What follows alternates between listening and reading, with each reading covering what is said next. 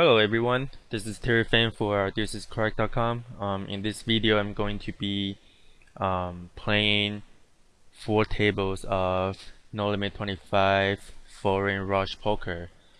So this is the video I recorded a few days ago, so I'm just gonna record audio over the video now and comment and review my play a few days ago.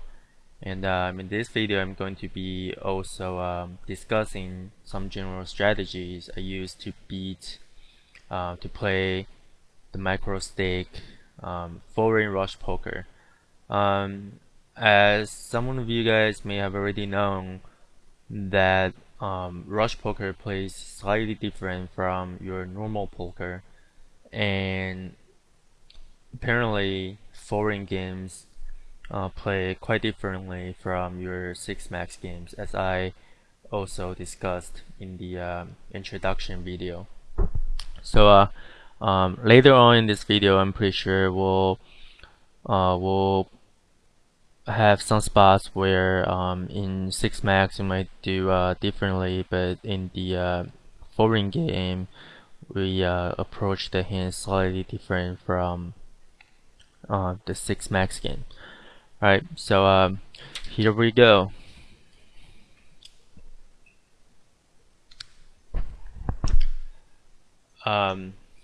There's not much to say about majority of the hands here.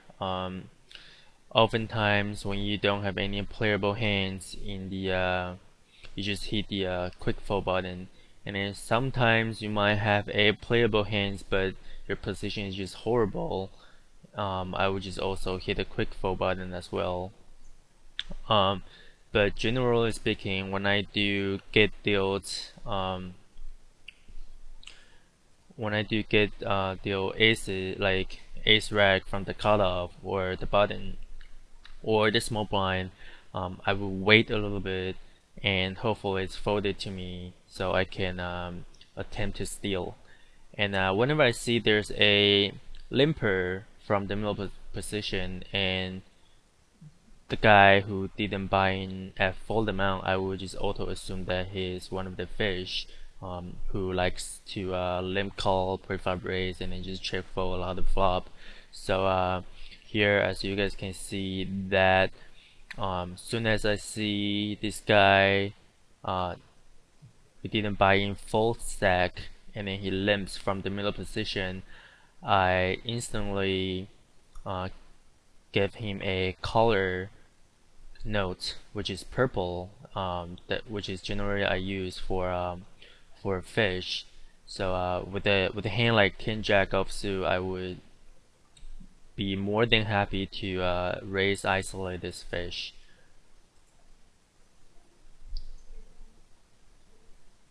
So here on table 2, 3, and 4, I both get dealt ace. Alright, here. So I get dealt a7 in the small blind, and then suited ace5 in the table number 3, and ace3 suited in the table number 4.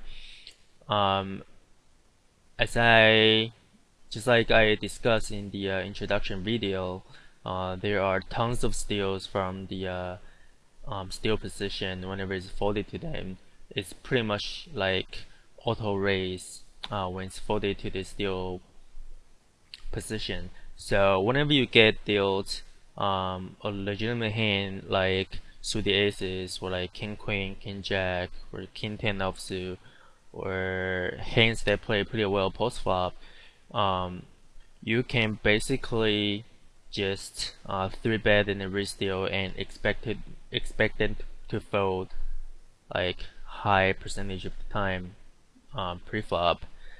So this is what I did from the small blind when the button raises pot size.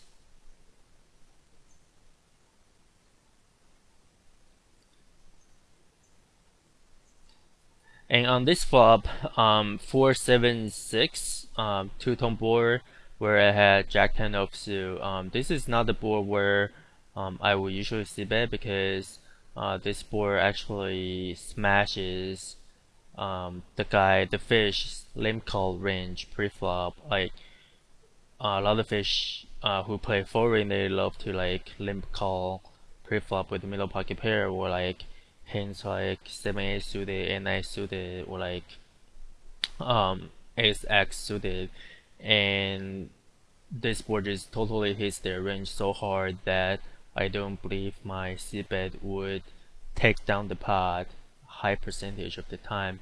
So on this flop, I intend to just check back and hopefully get a good turn card. Otherwise, I'm just gonna give up for further aggression.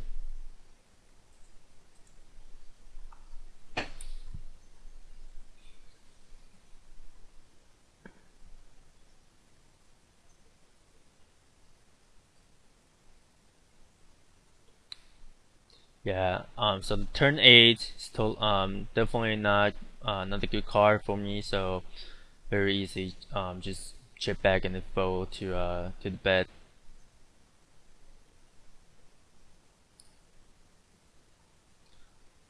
On this turn, I think it's just pretty auto bet for me, and on the river, I just don't think that the on this river, I don't think that he's going to bet a lot of misdraws. So a lot of hands that he would bet are like hands like 8-9 or slow play 9-10 or like um, Queen 10, Queen 9, stuff like that.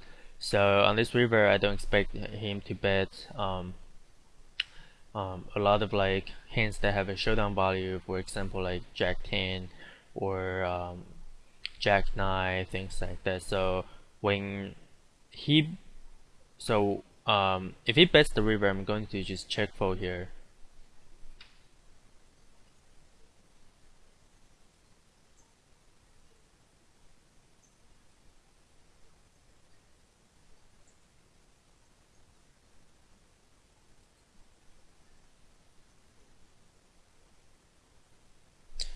Now here, let's take a look at the table 2 where I'm dealt pocket jacks pre-flop in the small blind and facing a under the gun +1 raise and a hijack flat call.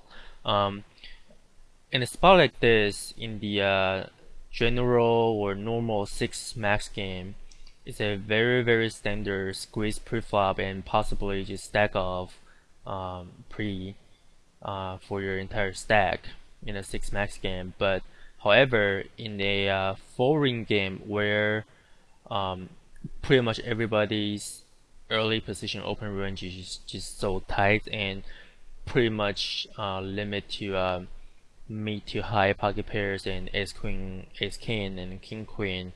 Um, I just don't think there's much value in squeezing your pocket jacks here because you are really getting called by worse. And if you do get 4-bet, you're just in a very awkward spot where you're either way ahead or you're just flipping against their ace king. And also a lot of guys who play foreign rush, and this is one of the tendencies that I noticed throughout the 200,000-ish hands that I played, is that a lot of people, they like to flat call pre-flop in position with aces or kings, hoping that somebody behind him would wake up with like hands like pocket jacks or pocket queens, and it would squeeze and then get it all in pre-flop.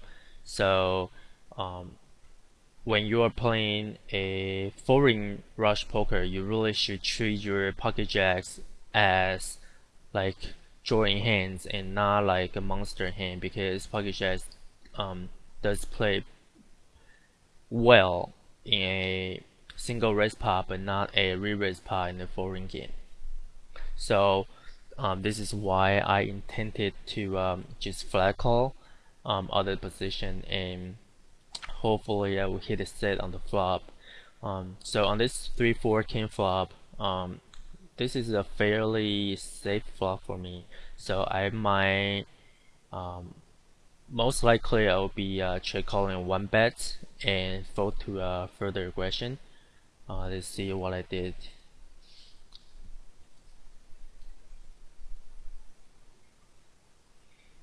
So I check called, and at this point I do expect him to check back hands that have a showdown value, but then continue with the strong hands, which it did. So I just fold.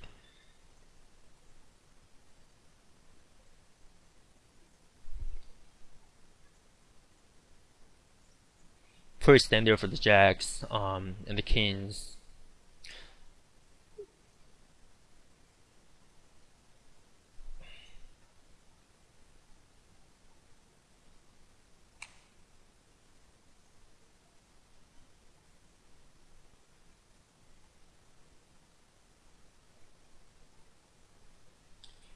Here with pocket tens, I was going to actually when this hand was playing out, I was going to call this 40 BB stack shove.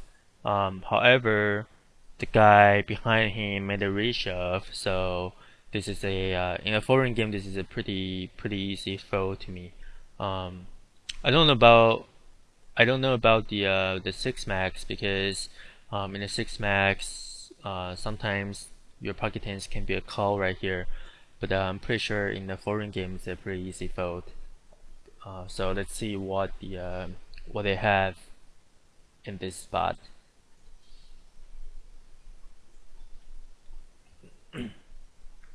So yeah, kings versus queens.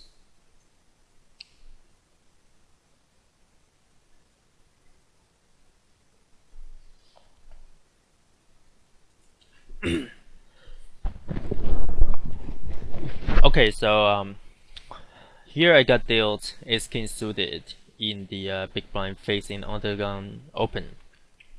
In the six max game, or for many people who play their ace king strongly in the six max game, it's a pretty standard auto 3-bet stack it in preflop. However, remember I was saying that you should treat your ace king like very carefully in a rush poker foreign game, especially when you're out of position or in early position. So here we have a spot that fits that situation right now.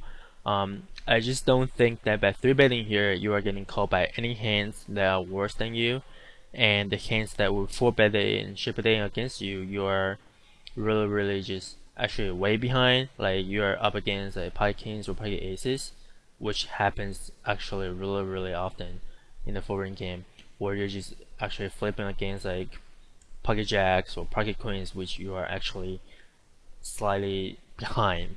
So here I elected to just call and then hopefully hit top pair um, with the top kicker, and let's see what happened.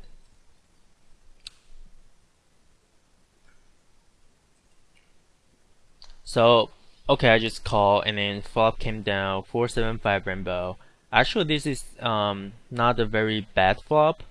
Um, it's not great, but I do think on this flop my ace king of spade with the two overcards and the backdoor straight draw or backdoor flush draw has somewhat a showdown value. So um, I think I might peel the flop and then see what he does on the turn, because he could be c-betting here with like king queen, ace jack, those type of hands that I dominate.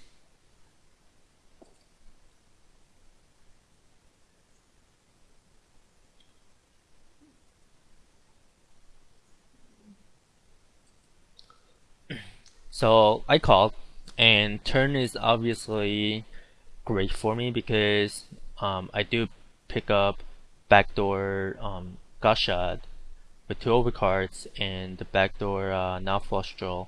So I'm definitely continue with this hand.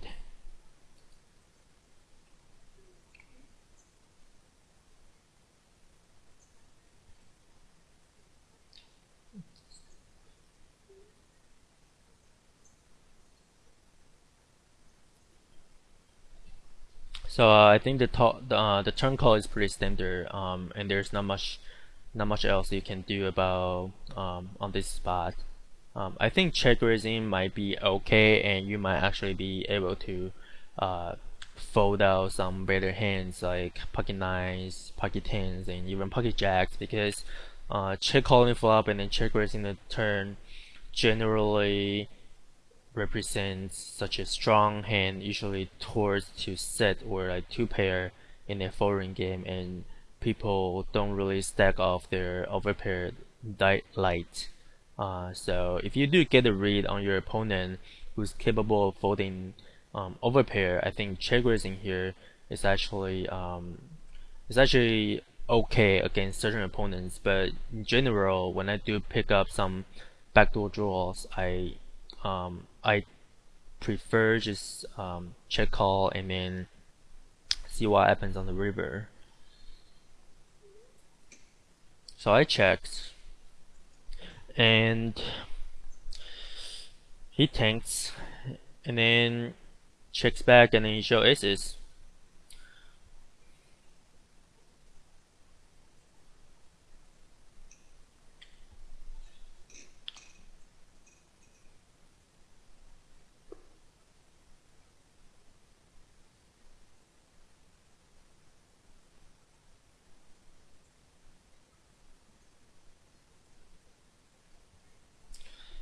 Alright, here I just fold on table number 2. I just folded pre-flop under the gun the pocket fours.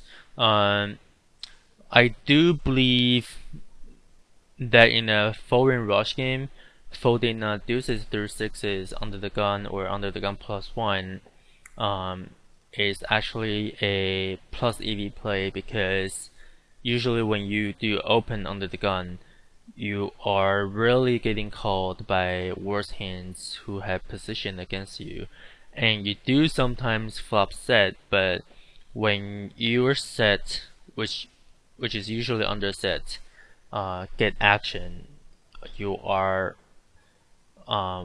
sometimes you're not just ahead.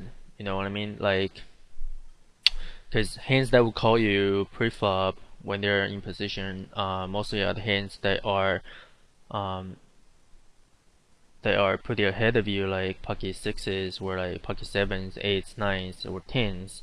And when you do flop a set and get action, that's not something you want to see, because from the 200,000 hands of example that I played, I just had like tons of like under sets that I flopped, where I've opened from the early position and get a lot of action, and then found out that I was way behind to the one outer.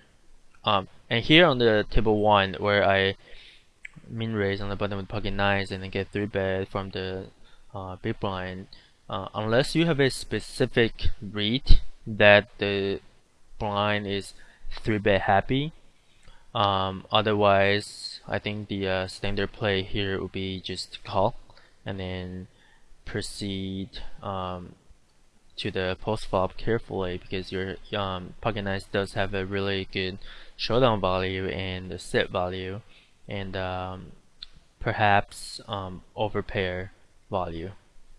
And let's see what happens.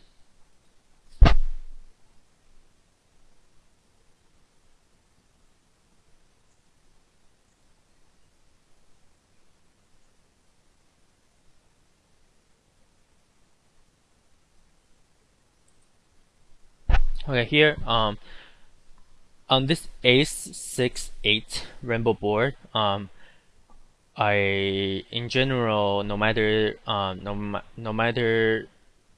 it's 6 max or a foreign game, I think people would just auto c-bet 100% of their preflop range on this flop. So my pocket nines should be ahead some percentage of time, because they could be c-betting with hands like king queen, queen jack, or like king jack, ten jack, hands like those. But they certainly can have SX. But I think folding this flop would be slightly too weak because you do, like we do flat this flop with like ace queen or ace jack or pocket tens, pocket jacks. So I think flattening this flop is pretty standard.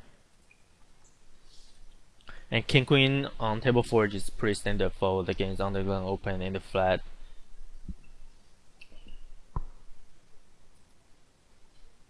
And now the turn pairs the ace, which is obviously a good card for us because this eliminates the possibility of our opponent holding the third ace in his hand.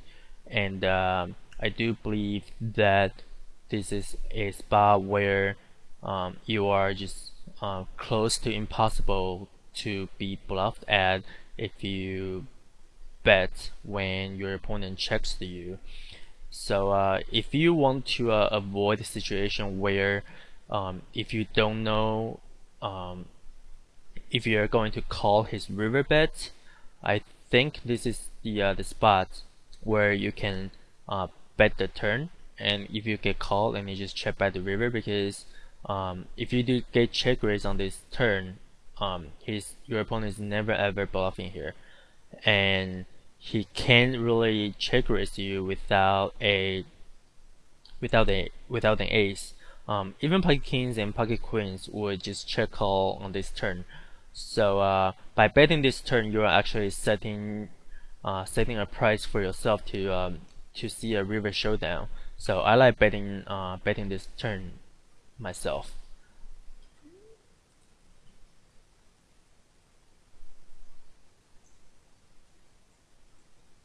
And he called, and obviously the river is just a pretty easy check back if he does check. So this guy shows up with a7 offsuit, and which also proves one of my points in the PowerPoint presentation where there are just tons of 3-betting from the blinds against steal position, because people would just auto assume that you're just stealing for the hell out of it, so they're going to defend their blind fairly wide.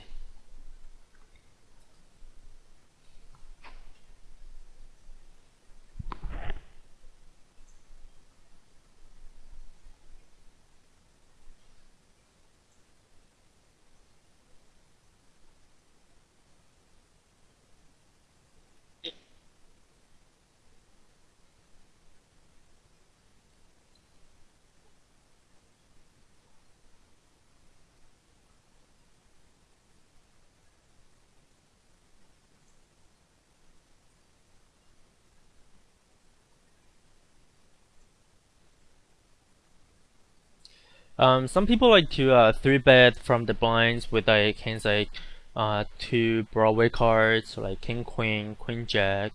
I personally like to flat with those hands because I get to keep hands that dominate in the hand, and and then nowadays people are just so aggressive that they know how to 4-bet bluff. So if you do 3-bet with your Queen Jack and you do get 4-bet, sometimes you just have to fold, and you might be folding the best hand, which sucks.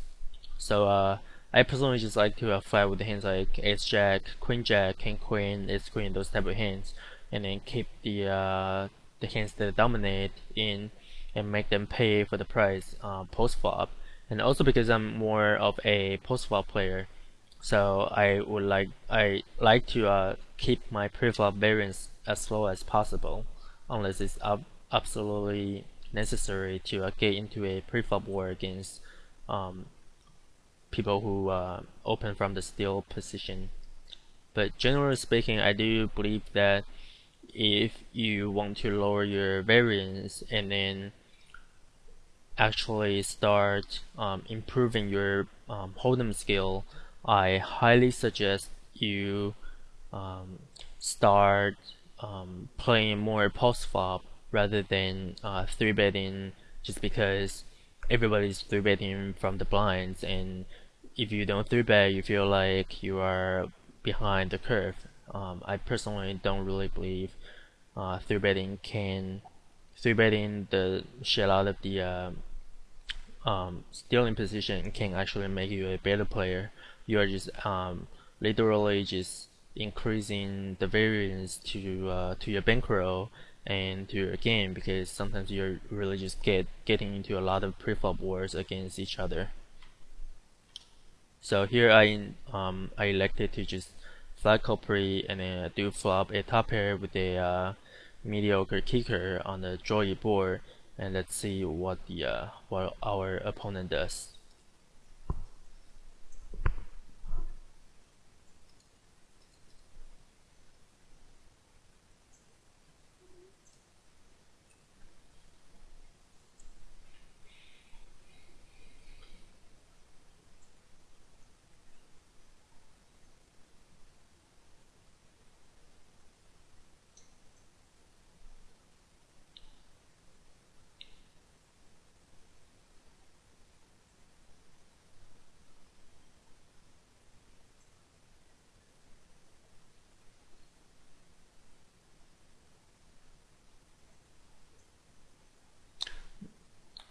So I think the table 3 is just pretty standard c bet, and obviously we are giving up after getting called. And table 4, our opponents just got disconnected. Um, so we'll see what happens. Table 3 we just check fold, pretty standard. Table 1 just auto fold.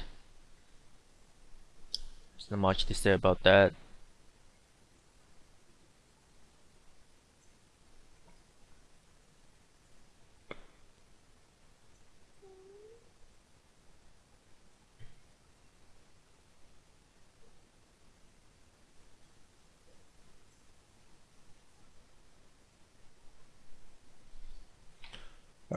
Alright, here on table 3,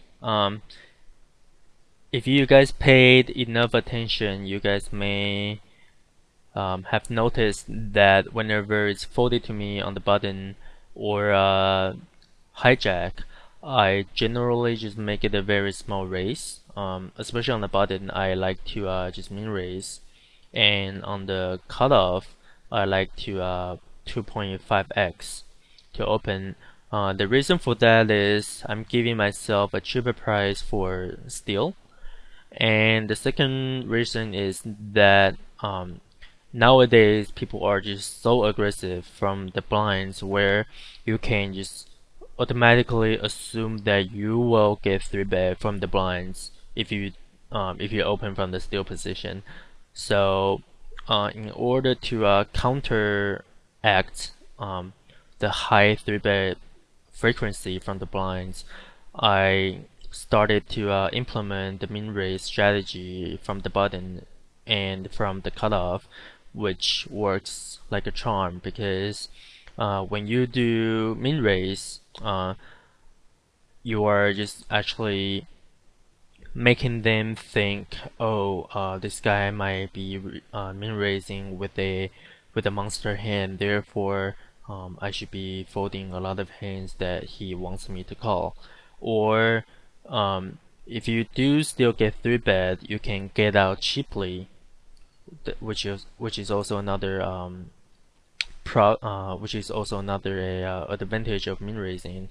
And another advantage of min raising would be that if you do get 3 bet by a opponents who have very high 3 bet frequency, you can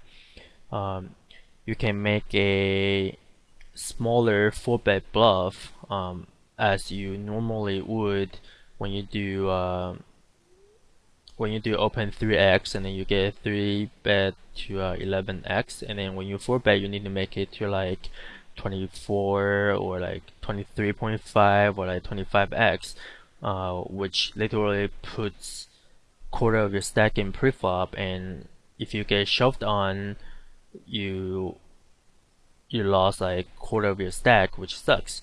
But by min raising, if you make it 2x and then your opponent's 3 bet to like 7x or even 8x, and you make a slightly 2.4 or 2.5x 4-bet, you are literally only putting in 20% of your stack, or 1/5 of your stack in preflop, and which gives you more room to fold preflop, and that saves you 5 big blinds if you do intend to 4-bet bluff. So I do think that the min raising on the button does gives you a lot of a advantage. So here we go.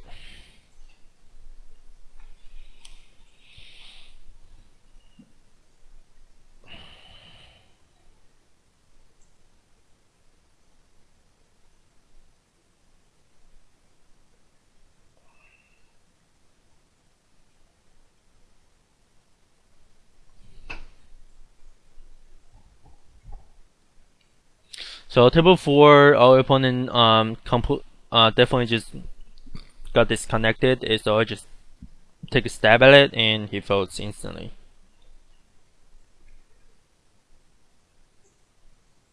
And table 2, just pretty standard lead out to protect our hand from 2 flush draws.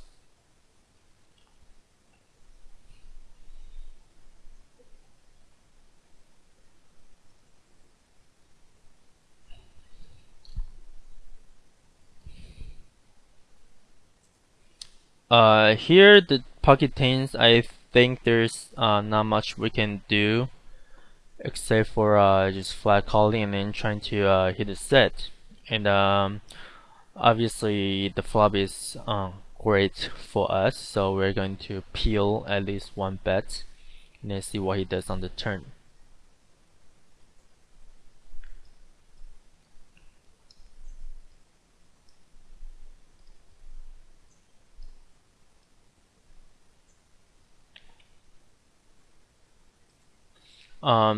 This is actually a pretty great turn for us, as we do pick up backdoor flush draw, and if our opponent does have overpairs, it would also slow him down, and which essentially gives us a free card to the river, and let us see the river cheaply. So I do believe the turn is actually great for us. Let's see what he does. So he checks back on the turn, and on the river, there's a well, literally, it's just 4 cards straight, and then the possible flush on the board. So I don't think there's any value in betting this river, because we are never ever getting called by worse. There's literally no worse hands I would call this river bet, and the better hands are just not likely to fold. Pocket jacks, pocket queens, pocket kings, pocket aces, they are very likely to call your river bet, because they're only losing to a set and the straight and the flush. And then against ace king and then ace queen, those hands have some sort of a showdown value, and they would just be very happy to check it back. So on this river, I think it's just a very standard check fold.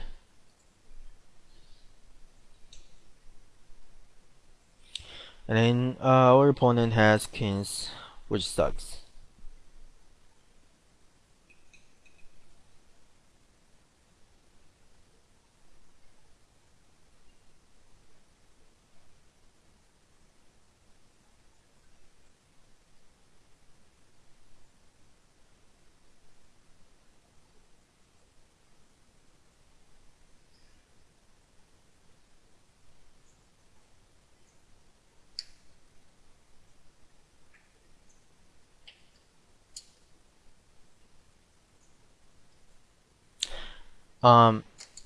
Okay, on table 2, we're dealt pocket sixes in the big blind and under the gun limp in preflop.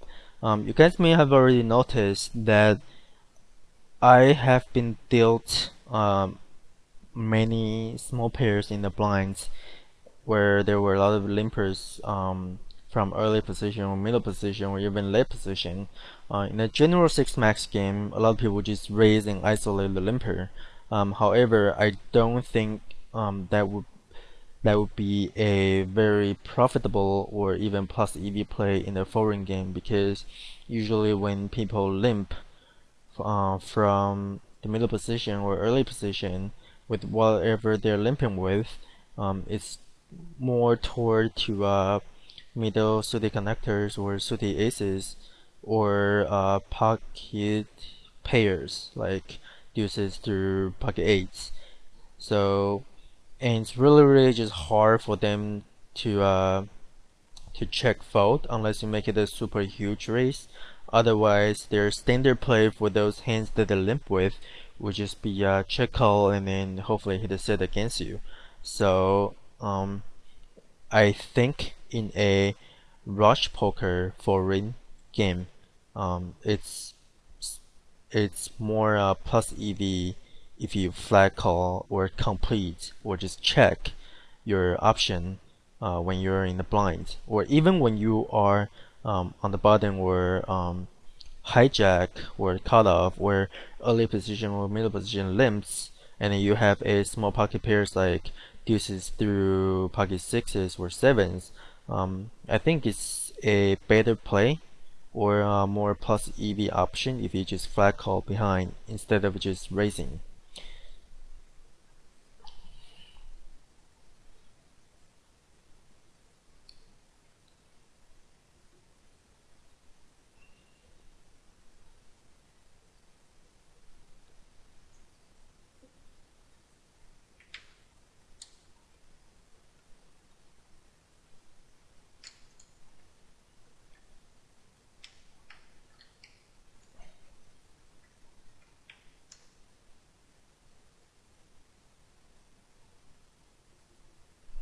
Alright, here we have a King Jack suited. I think this is a very standard raise isolate spot.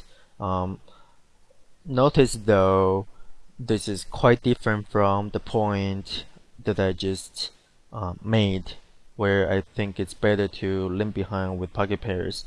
I do think for hands like Queen 10 suited or King 9 suited, King Jack suited, King Jack offsuit, King Queen suited, those big card hands, like two Broadway cards hands, do better if you raise isolate the limper, because you can represent more post flop, and then those hands do play well post flop.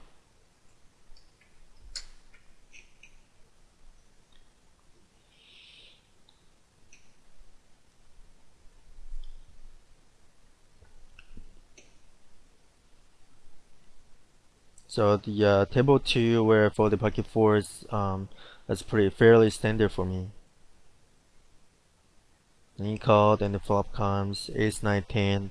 I think this is a pretty standard c bet. And then if we get called, we can hope for spiking a queen or even a king would be a best hand.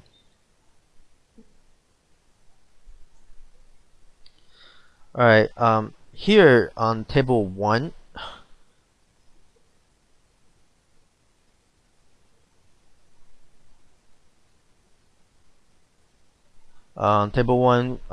we are dealt Queen Jack suited from the middle position and facing it under the gun raise. This is a spot where a lot of people might make a mistake here by calling. I think this is a pretty not, I wouldn't say a huge leak, but it's definitely a slightly negative EV option to play your Queen Jack suited here, because you are just setting yourself up for a perfect spot for late position or the blind to put up a huge squeeze, and then you will be forced to fold. I'm not talking about Queen Jack suited doesn't play well against a raise. It's because our position in this foreign in this nine-handed game, which is so horrible that I think when you are in the middle position, you really need to select your hands very, very carefully, because in because yes, we do have a hand that does play well in a single raise pot in position. However, our relative position against people behind us or even against the undergun racer is just so horrible post flop and even pre-flop that makes it, I think, a um, pretty standard fold in my opinion. I could be wrong, but this is just my experience from the past 200,000 hands, and I'm definitely open to all the advice or thoughts or critiques about this specific spot right here.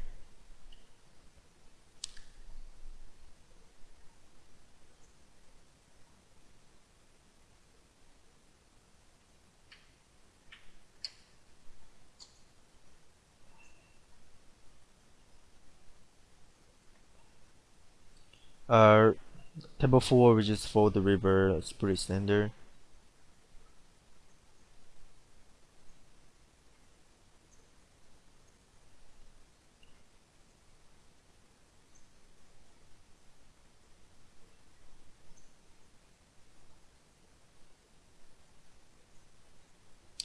Table 4, we have ace king suited here. I think it's really standard to just raise.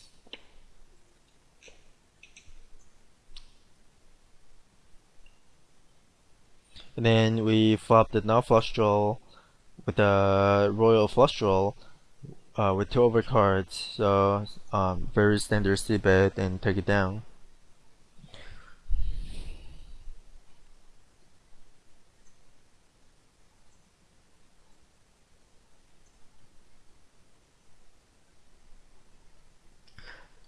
So on table 1, we are dealt ace queen on the button, and we again min raise trying to steal, and we get 3-bet as expected from the small blind, and we flop the top pair top kicker, and the small blind checks. I think this is fairly standard for us to bet here and then protect our hand. Also get value from hands like Queen Jack or Pocket Jacks or Pocket Nines or even Ace King. And table number 3, we have Pocket Fours from the middle position and under the gun limped, and you do need to know that a lot of people who play foreign, not just in rush, also the regular foreign, they like to limp their aces or kings from under the gun. That's also another reason why I personally like to limp behind with small pocket pairs like pocket fours when early position limps. So here we flop the top set, and if our tricky opponent from under the gun does have aces or kings, he's going to stack off. We're going to win a lot of money from him because it will be very hard for him to lay down his overpair, especially aces, on this type of board.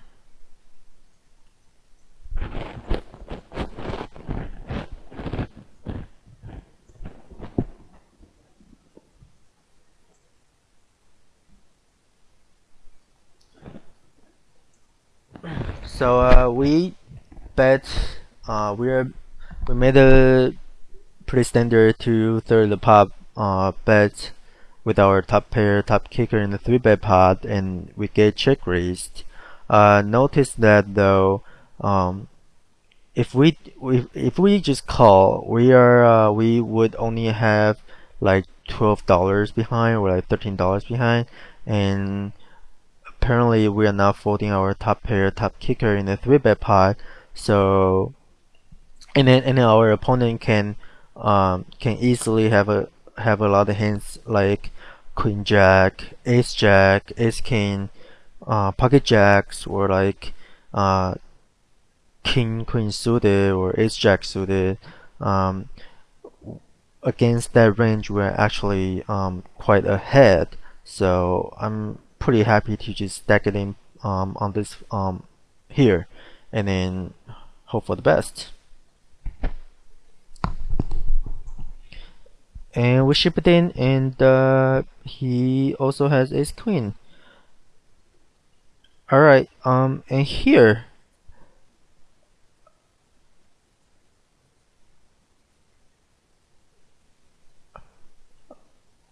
under the gun, where I folded the king queen offsuit. I think this is a fairly standard in a foreign game as well.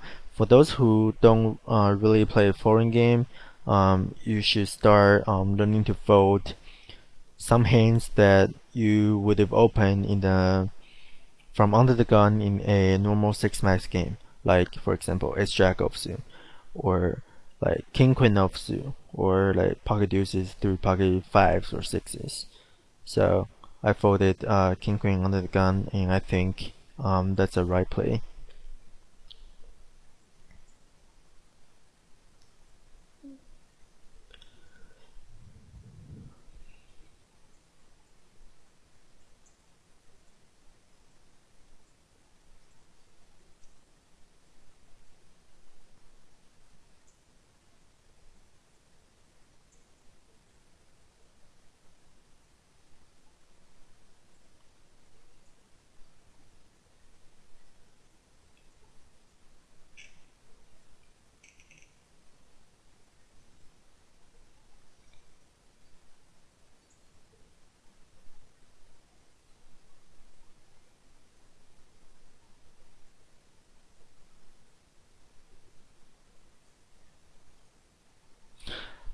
Okay, here from table 1, I 3-bet from the small blind with king jack offsuit. Notice that earlier I said I like to flat hands like king jack, king queen, ace jack, ace queen from the blinds. Um, and the reason why I 3-bet here is because I have played with this opponent before, Alenta, and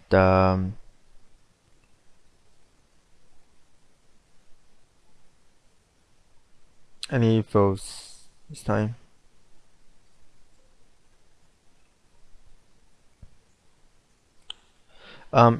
Here, I 3-bet from the blind with ace queen. The reason is that usually when a fish who buys in not 100 BB stack and then min raise preflop, it generally means they have a mediocre or very weak starting hand. Therefore, you should be looking for you should be looking to 3-bet isolate them fairly widely.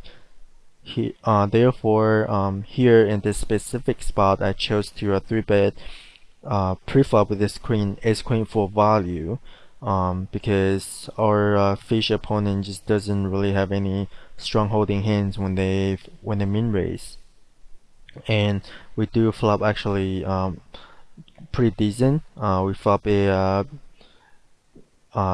with a 1-over card with a gut shot, and the king is very likely to hit our preflop 3-bet range. So this is a spot where we would just c-bet 100% of the time on this flop, and hopefully, and we can expect to take it down fairly frequently.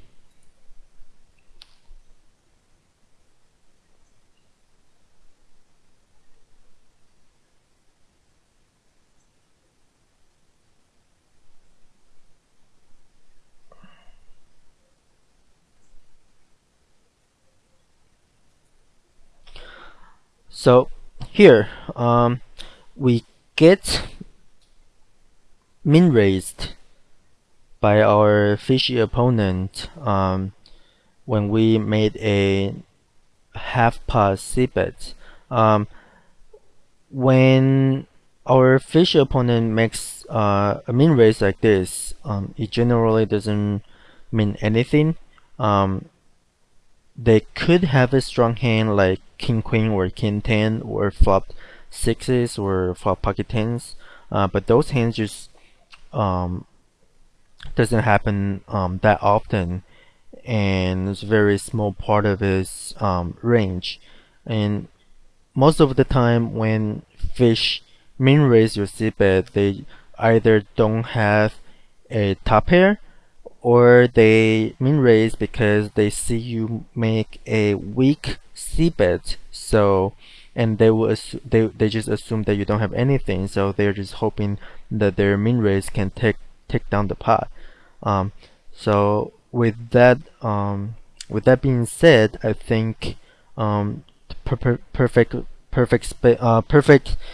play for this spot would be to shove all in, because he does have $12 behind, and we do have fairly good full equity with his stack size. And if we do get called, we have four cards to the pure nuts and 3 overcards to the possibly best hand.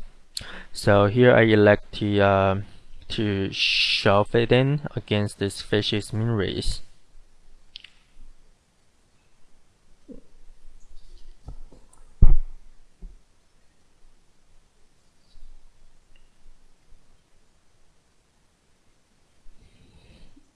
And he folds.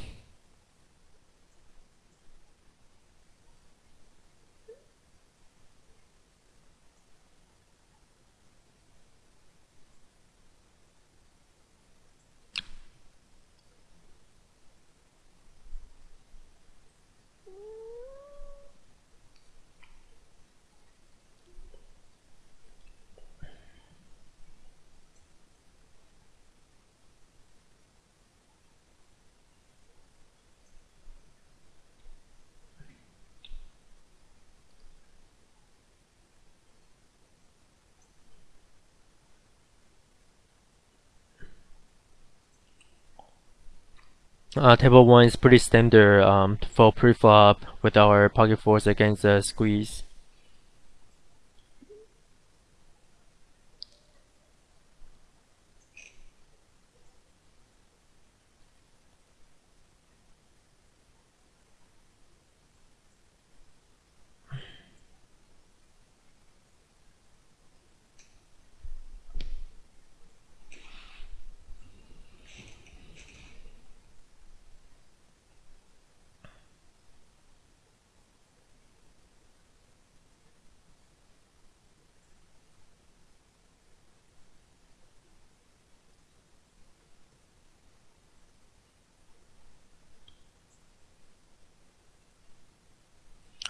There's not much action going on the last few hands. Alright, here we have pocket kings from the small blind. It's a fairly standard 3-bet pre.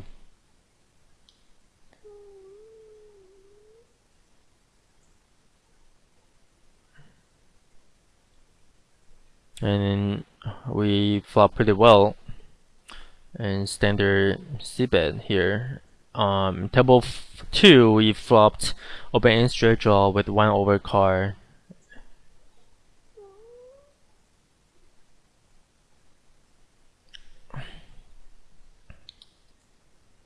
Okay, on table 2 we flopped a open end straight draw with 1 overcard, so I think this is a very standard c-bet, and then we get called. And turn is actually pretty good for us, because this is a very good card to double barrel, and we can expect to fold out hands like pocket tens or 8, 9, 9, 10, or weak flush draw, hands like those. And we do have a backdoor. We do have a we do still have open end straight draw to the nuts. And table 4, our opponent calls our c-bet on the flop, and I think this turn is a pretty standard c-bet, and then just get in if he raises. And table 1 folds to us in a small blind with 10-7 suited. It's pretty standard to raise. And table 3 we'll deal pocket threes in a big blind and hijack and cut off both limits. If it's checked to us, if it's just calls to us, we'll definitely just check our option and get a free card, get a free flop, and hopefully flop a set and then win the stack.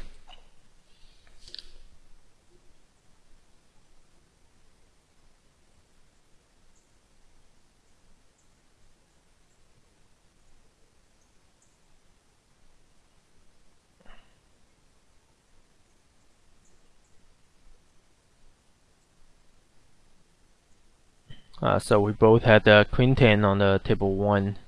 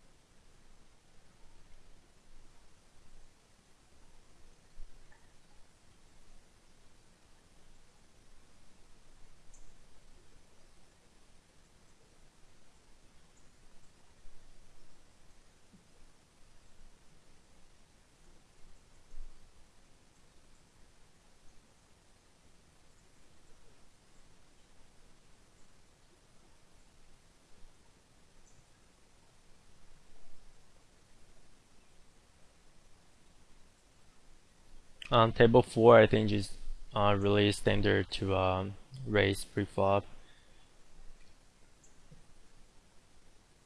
And table 2, I think it's also pretty standard to raise isolate here.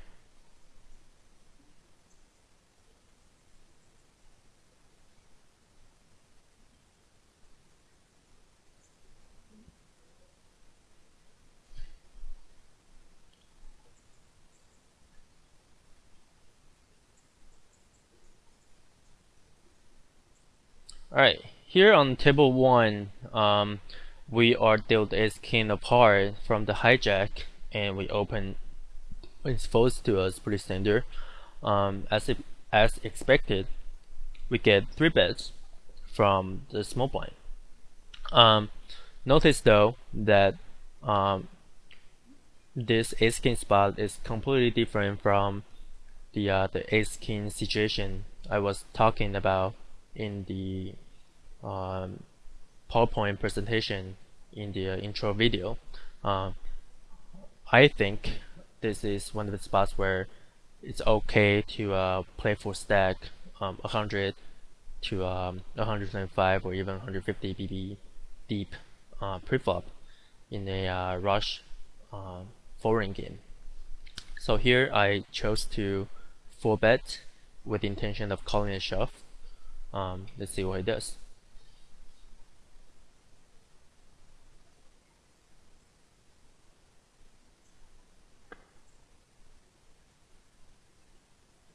So I 4-bet and then tanks and fold. And pocket 8s is pretty standard flat pre, and pocket 7s as well. We didn't hit a set, so it's pretty easy check fold.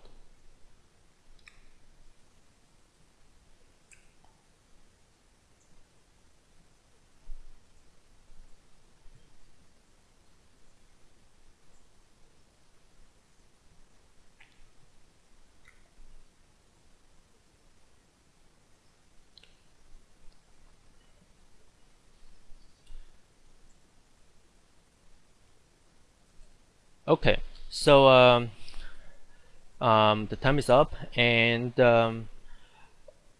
I'm going to just pause the video right here, and next week I'm going to review the second part of the No Limit 25 Forward Rush, and I hope you guys learned some of the key concepts and the general strategies that I used in this video. For example, limp behind with the small pocket pairs when somebody limped already from the early position, or treat your ace king very carefully when you're facing a raise from early position, and also definitely try to look for a spot where you can isolate the fish, and especially when fish min raised either pre-flop or against your c-bet, it generally means they have a very weak holding, that they're just trying to bluff cheaply, or they're just raised to seats where they stand, quote unquote, like all of the live players you see in local casinos. So a very profitable play would be just to put maximum amount of pressure back to them by either shoveling or three betting your hands that have a value if you do get called. Um, so that's it for the part one of No Limit 25 Foreign Rush video review. And if you have any questions, please feel free to leave all the comments, or post it in the forum, and I'll be more than happy to answer your question. So this is Terry Fan for thisiscorrect.com. I'll see you guys next week.